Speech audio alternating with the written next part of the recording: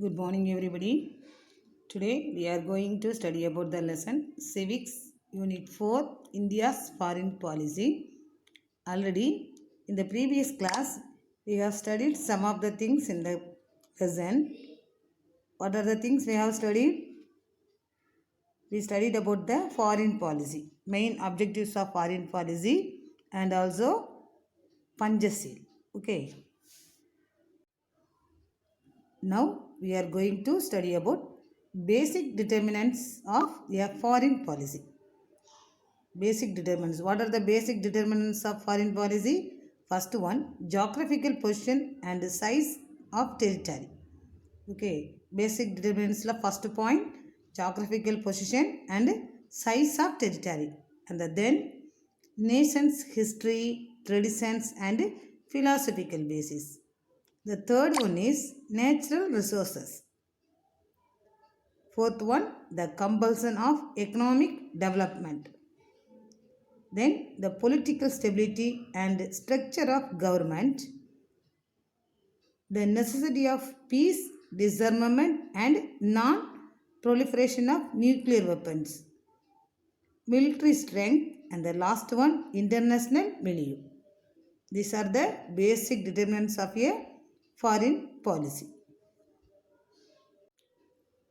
So, basic determinants mentioned, first one, geographical position.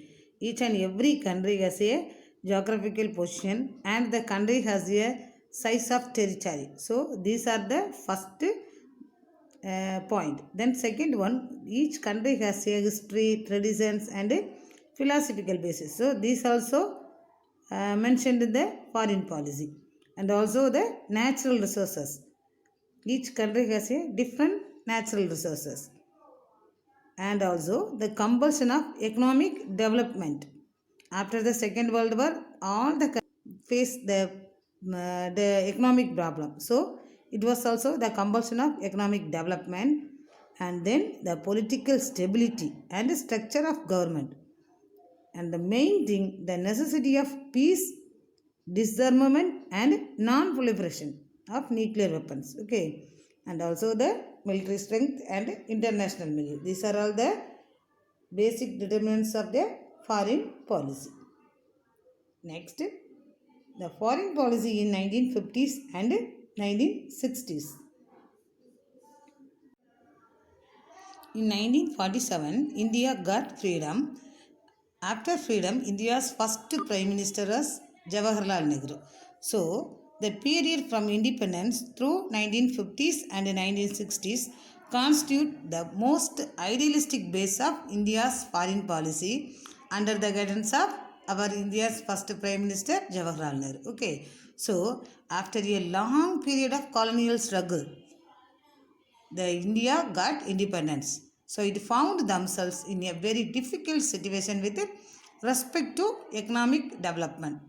Okay, after the world was divided into two blocks. One of this USA, United States of America, and the another block is USSR. That means Union Soviet Socialistic Republic. Okay, so the India not joined these two blocks.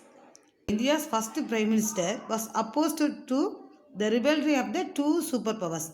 Who's the superpowers? America and Russia, who were trying to extend their influence over the newly emerged nations of Asia and Africa.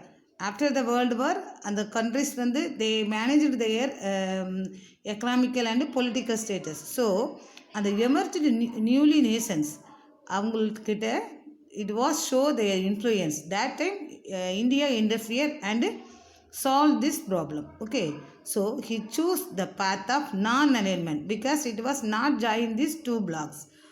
Non-alignment means not aligning with any block. Okay, so in the face of the bipolar order of the Cold War, and tried to form a third block of nations in international affairs. Already we know the two blocks, USA and USSR. The third block is non-alignment.